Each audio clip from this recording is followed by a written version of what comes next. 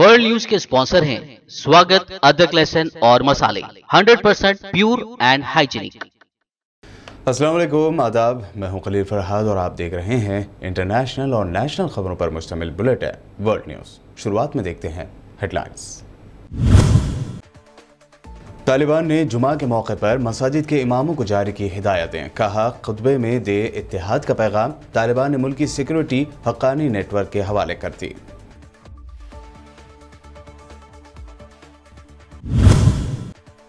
बड़ी मिकदार में अमेरिकी हथियारों पर कब्जे के बाद तालिबान के हाथ लगा एक और अमेरिकी खजाना। अमेरिकी फौज के बायोमेट्रिक डिवाइसेस पर भी तालिबान का कब्जा। अमेरिकी हथियारों की अब तक गिनती कर रहा है तालिबान।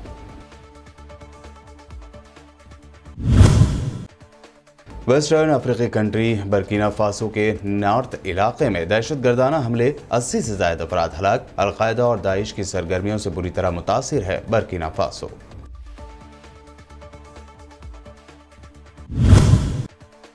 खंदार और हरात में वाक़े बंद पड़े इंडियन कौंसलेट की तालिबान ने ली तलाशी। भारतीय सफीरों को अपने सिफारतखाने में ही काम करने की तालिबान ने की थी अपील।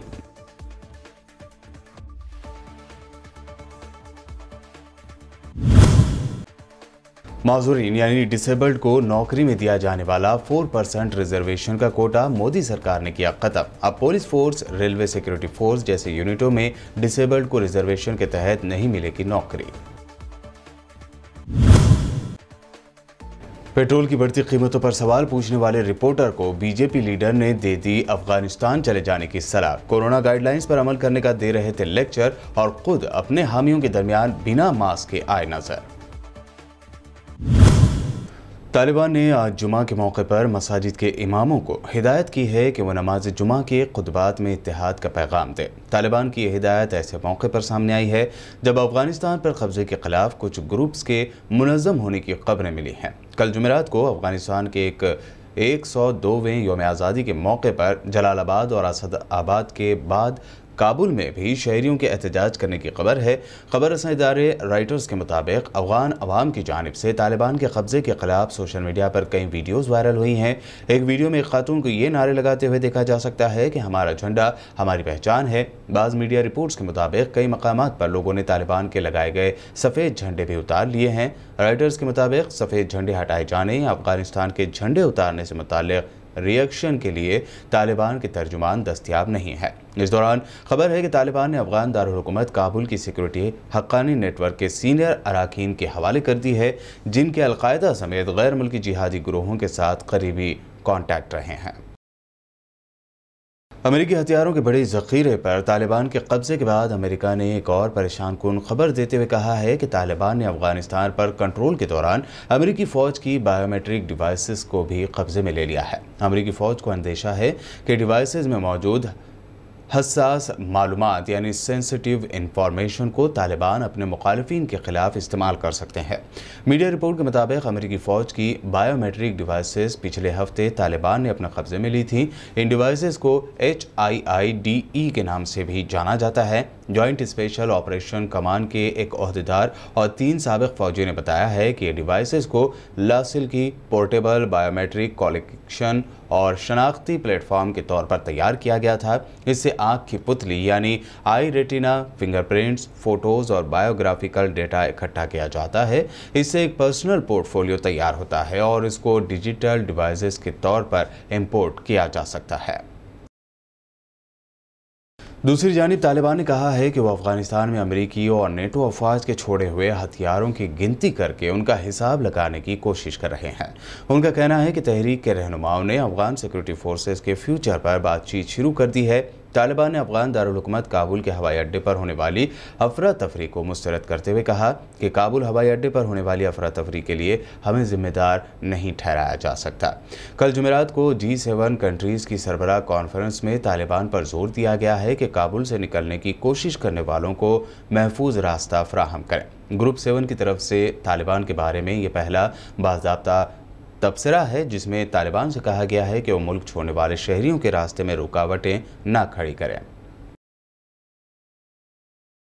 तालिबान ने अफगानिस्तान के एक नेशनल न्यूज़ चैनल की एंकर शबनम खान दुरान को अपना काम जारी रखने से रोक दिया है। ज़राए के मुताबिक एंकर शबनम खान ने बताया है कि जिस वक्त उन्होंने मामूल के मुताबिक ड्यूटी पर जाने का इरादा किया तो तालिबान ने उनसे कहा कि अब तुम अपने काम को जारी नहीं रख सकती, निज़ाम बदल चुका है और अब तुम्हारे काम के सिलसिले में जल्द ही फैसला करने की ज़रूरत है।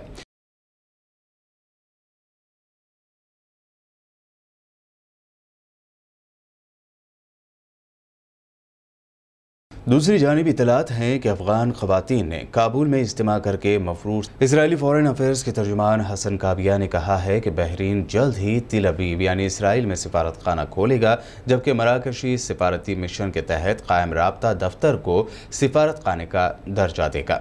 इसराइल के साथ गुज़िश्ता साल ताल्लुकात की बहाली के ऐलान के बाद अब बहरीन और मराकश जल्द ही तिल अवीव में अपने सिफारत खाने खोलेंगे। इसराइली उमूर खारजा के तर्जुमान हसन काबिया के मुताबिक बहरीन जल्द ही तिल अवीव में सिफारत खाना खोलेगा। वहीं मराकश ने फैसला किया है कि इसराइल में कायम उसके कॉन्टैक्ट ऑफिस को ही सिफारत खाने का दर्जा दिया जाएगा। इसराइली फाइटर प्लेन्स ने मगरबी शाम में ईरान नवाज जंगजुओं की चौकियों और हथियारों के गोदाम को निशाना बनाया है।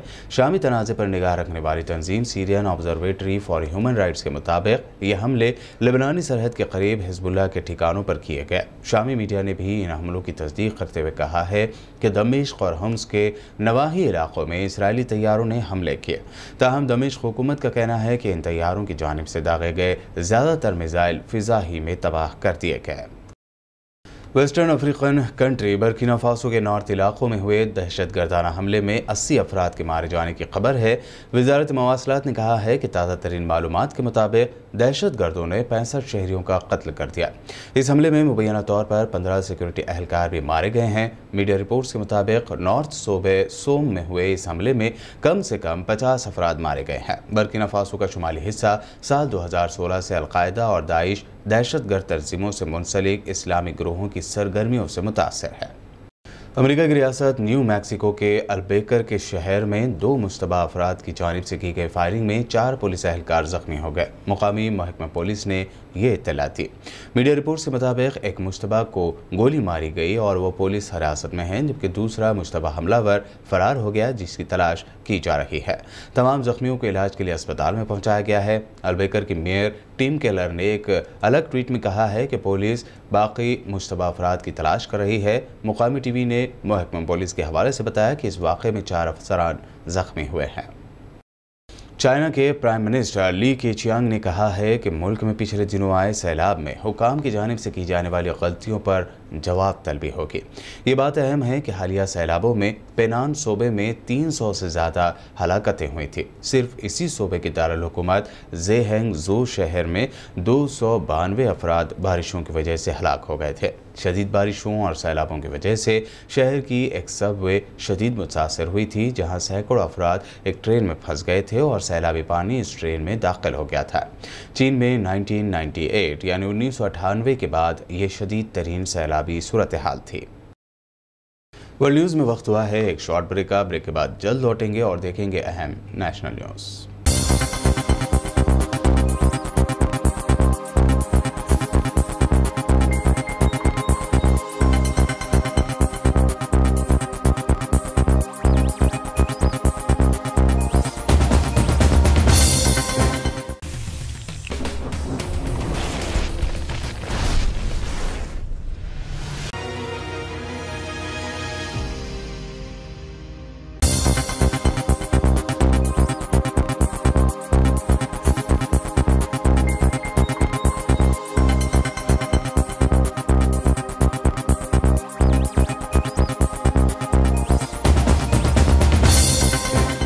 ब्रेक के बाद देखते हैं मज़ीद अहम खबरें। तालिबान ने अफगान सूबे कंधार और हेरात में बंद पड़े इंडियन कौंसलेट की तलाशी ली। ज़राए के मुताबिक तालिबान ने कुछ डॉक्यूमेंट्स तलाश किए। इस दौरान वहां पार की गई कारों को भी अपने कब्जे में ले लिया। ज़राए ने बताया है कि तालिबान के मेंबर्स कंधार और हेरात में वाक़ भारतीय कौंसल खाने पहुंचे थे और वहां डॉक्यूमेंट्स की तलाशी ली। दूसरी जानिब ये खबर ये भी है कि तालिबान नहीं चाहते थे कि भारत काबुल का सिफारत खाना खाली करे। ज़राए के मुताबिक इस ज़मन में उसने भारत को पैगाम भी भेजा था। भारतीय सफ़ीरों को मुल्क में बने रहने की अपील सीधे तौर पर नहीं की गई थी, बल्कि थर्ड पार्टी के ज़रिए ये बात कही गई थी।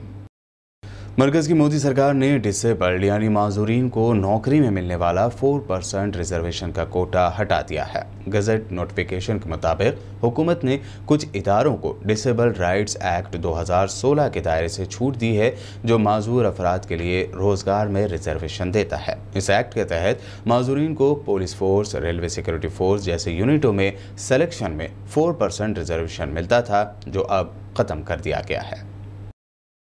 अफगानिस्तान में तालिबान के कब्जे के बाद वहां के हालात तो पूरी तरह से बदल गए हैं, लेकिन तालिबान को लेकर हिंदुस्तान में जो सियासी गर्मी बढ़ी है, उसके चक्कर में कई लीडरों के बयानात बहस का मौजू बन गए हैं। ऑल इंडिया मजलिस इत्तेहादुल मुस्लिमीन के रुकन पार्लियामेंट असदुद्दीन ओवैसी ने अफगानिस्तान मौजू को लेकर मोदी सरकार के खिलाफ महाज खोल दिया। ज़राए के मुताबिक असदुद्दीन ओवैसी ने कहा कि एक रिपोर्ट के मुताबिक हिंदुस्तान में 9 में से 1 बच्चे की मौत 5 साल की उम्र से पहले हो जाती है। यहाँ ख़वातीन पर जुल्म और उनके खिलाफ जराइम होते हैं, लेकिन वो यानी मोदी सरकार है कि अफगानिस्तान में ख़वातीन के साथ क्या हो रहा है, क्या नहीं हो रहा है, ये देखते हैं। असदुद्दीन ओवैसी ने कहा कि अफगानिस्तान पर तालिबान के कब्जे से पाकिस्तान को सबसे ज़्यादा फ़ायदा हुआ है। माहिरीन कह रहे हैं कि अलकायदा और दाइश अफगानिस्तान के कुछ इलाकों में पहुंच चुके हैं।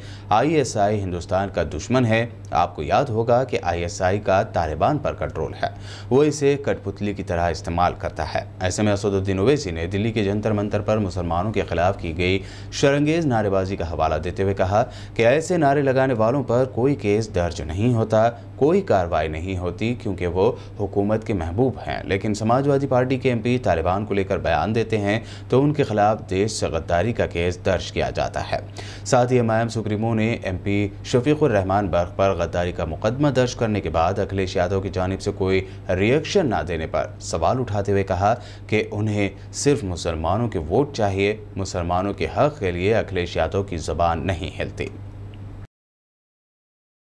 मुल्क में जमहूरियत को बचाने के मकसद से कांग्रेस ने एक रैली निकाली, जिसमें दर्जनों कांग्रेस कारकुनों ने गांधी टोपी पहने शिरकत की। इस रैली में BJP और RSS के खिलाफ बुलंद नारे लगाए गए। इस ज़िम्न में कांग्रेस ने ट्वीट करते हुए लिखा कि हम हमारे जमहूरियत पर हमला नहीं होने देंगे, जमहूरियत मुखालिफ ताकतों के खिलाफ लड़ाई जारी रखेंगे। इसके साथ ही कांग्रेस के ऑफिशियल ट्विटर पेज के इस ट्वीट में RSS BJP से जमहूरियत बचाओ हैशटैग यूज़ किया गया। देश का झंडा तिरंगा, देश का झंडा तिरंगा, न राशन है न शासन है, न राशन है न शासन है, न राशन है न शासन है, भाजपा का भाषण है, न राशन है न शासन है, भाषण है। मोदी तेरे शासन में आग लगी है, राशन मोदी तेरे शासन में। मोदी सरकार के दौर में भारत की तारीख के सबसे रिकॉर्ड लेवल पर मिलने वाले पेट्रोल पर अब सहाफ़ी सवाल भी नहीं कर सकता। अगर सवाल किया जाए तो उन्हें पाकिस्तान या अफगानिस्तान चले जाने की नसीहत की जा रही है। ऐसा ही कुछ हुआ है मध्य प्रदेश में, जहां के BJP लीडर से जब पेट्रोल की बढ़ती कीमतों के बारे में सवाल पूछा गया तो उन्होंने एक रिपोर्टर को तालिबान की हुक्मरानी वाली अफगानिस्तान चले जाने की बात कह दी। मध्य प्रदेश के ज़िला कतनी के BJP डिस्ट्रिक्ट प्रेसिडेंट राम रतन पायल ने ऐसे वक्त में जब कोरोना वायरस की तीसरी लहर आने का अंदेशा है, ऐसे में कोरोना वायरस के बजाय पेट्रोल की कीमतों पर सवाल पूछने के लिए रिपोर्टर पर गुस्सा निकाला। सोशल मीडिया पर वायरल हो रहे वीडियो में BJP लीडर को यह कहते हुए साफ सुना जा सकता है कि तालिबान के पास चले जाओ, अफगानिस्तान में पेट्रोल 50 रुपये फी लीटर बेचा जा रहा है, जाओ और वहां पेट्रोल भराओ, जहां ईंधन भरवाने के लिए कोई नहीं है, कम से कम यहां भारत में महफूज तो है। हैरत और ताजुब की बात तो ये भी रही कि BJP लीडर रिपोर्टर को अफगानिस्तान जाकर पेट्रोल भरवाने का ज्ञान बांट रहे थे तो कोरोना गाइडलाइंस पर अमल करने की लोगों को तलकीन भी कर रहे थे, लेकिन बिना मास्क पहने अपने कई हामियों में घिरे हुए खुद BJP लीडर राम रतन ने मास्क नहीं पहना था और कोरोना की तीसरी लहर के अंदेशे पर वो लेक्चर दे रहे थे। क्योंकि महंगाई चरम सीमा पे है अपने। नहीं, तो तालिबान चले जाओ, वहाँ देख लो आपके अफगानिस्तान में अपने देश की बात पेट्रोल 50 रुपए है, वहाँ भरवा के लाओ, वहाँ भरवाने वाला कोई नहीं है। अपने 111 रुपए से ऊपर पेट्रोल तो है कम से कम। कोरोना की तीसरी लहर आने वाली है, दो लहर आ चुकी है।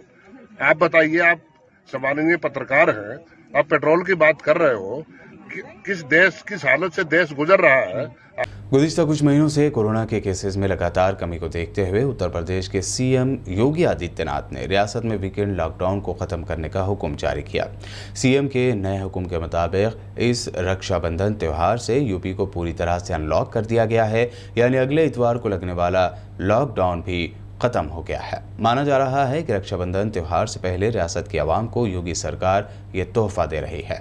इससे पहले यूपी में हफ्ता और इतवार को कोरोना कर्फ्यू लागू था, लेकिन कुछ दिनों पहले यानी 11 अगस्त को ही यूपी में हफ्ते का कोरोना कर्फ्यू हटा दिया गया था। माना जा रहा है कि अब रियासत में कोरोना के केसेस काबू में हैं। वर्ल्ड न्यूज के आखिर में हेडलाइंस पर डालते हैं एक और नजर। तालिबान ने जुमा के मौके पर मसाजिद के इमामों को जारी की हिदायतें, कहा खुतबे में दे इत्तेहाद का पैगाम। तालिबान ने मुल्क की सिक्योरिटी हक्कानी नेटवर्क के हवाले कर दी।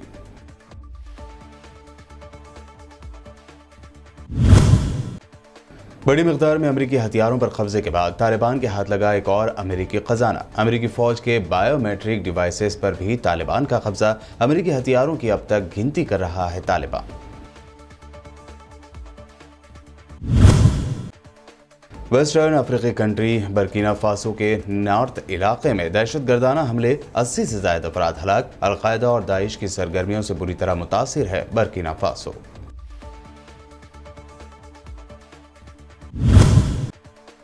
खंदार और हरात में वाक़ बंद पड़े इंडियन कौंसलेट की तालिबान ने ली तलाशी। भारतीय सफीरों को अपने सिफारत खाने में ही काम करने की तालिबान ने की थी अपील।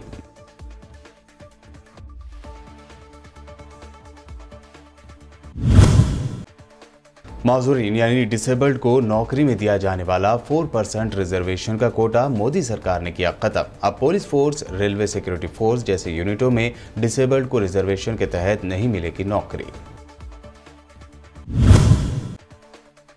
पेट्रोल की बढ़ती कीमतों पर सवाल पूछने वाले रिपोर्टर को बीजेपी लीडर ने दे दी अफगानिस्तान चले जाने की सलाह। कोरोना गाइडलाइंस पर अमल करने का दे रहे थे लेक्चर और खुद अपने हामियों के दरमियान बिना मास्क के आए नजर।